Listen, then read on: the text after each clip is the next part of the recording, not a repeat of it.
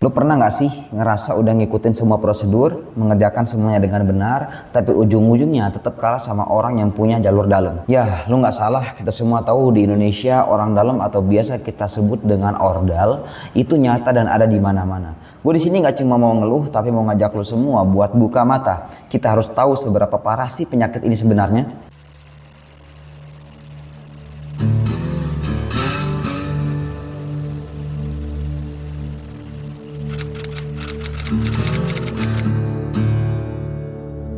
Menurut Kamus Besar Bahasa Indonesia, nepotisme, fenomena yang sering dimaksud dengan orang dalam, didefinisikan sebagai tindakan memilih kerabat atau teman sendiri untuk mendapatkan jabatan tanpa memperhatikan kemampuannya.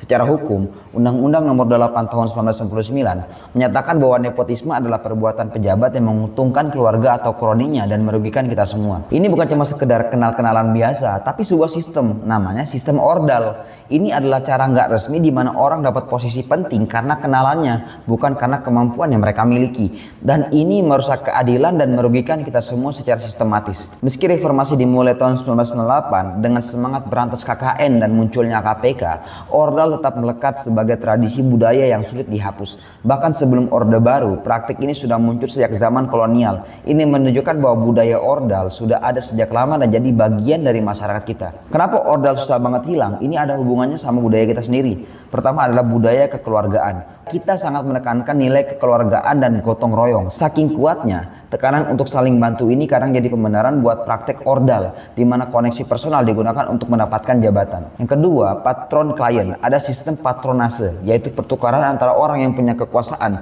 dan orang yang butuh peluang. Patron kasih akses atau jabatan dan klien balas dengan dukungan atau loyalitas. Kalau mau lebih dalam secara ilmu sosial, praktik ordal ini bisa dijelaskan pakai konsep clientelism.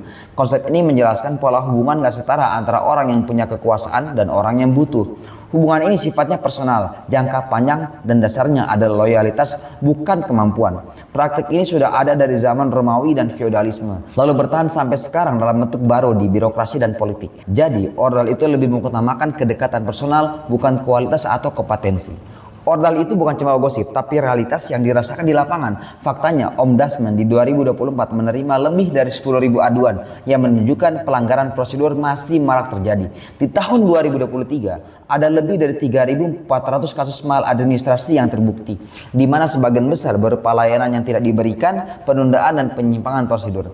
Transparansi Internasional bahkan mencatat skor indeks persepsi korupsi CPI Indonesia turun di tahun 2022. Ini bukti bahwa budaya transaksional sudah menyebar secara struktural dan bukan cuma kasus kecil. Para ahli juga sepakat, Profesor Dr. Erwan Agus Purwanto dari UGM bilang praktek nepotisme dan kolusi menurunkan kualitas pelayanan publik dan merusak kepercayaan kita. Profesor Dr. Dia Mutiari mengungkap bahwa nepotisme di birokrasi bikin profesionalisme menurun dan merusak pelayanan publik. Profesor Frans Magnus Suseno, seorang filsuf, menyatakan bahwa nepotisme adalah ancaman serius bagi demokrasi karena merusak keadilan dan melanggengkan kekuasaan dinasti politik. Ordal itu penyakit yang harus disembuhkan, karena jika tidak, dampaknya akan sangat besar. Tapi ada harapan. Kita bisa lihat beberapa daerah seperti Sleman, Badung, dan Sidoarjo, indeks pembangunan manusia mereka sangat tinggi.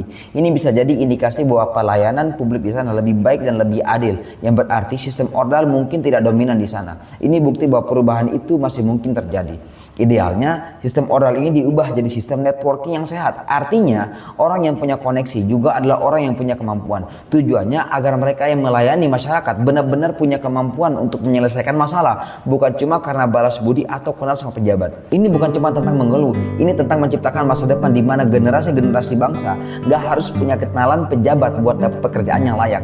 Ini tentang membangun negara yang adil, di mana kerja keras dan kemampuan benar-benar dihargai. Kita harus menuntut transparansi dan keadilan, karena hanya dengan itu kita bisa menyembuhkan penyakit ordal yang sudah terlalu lama mengakar di negara kita ini.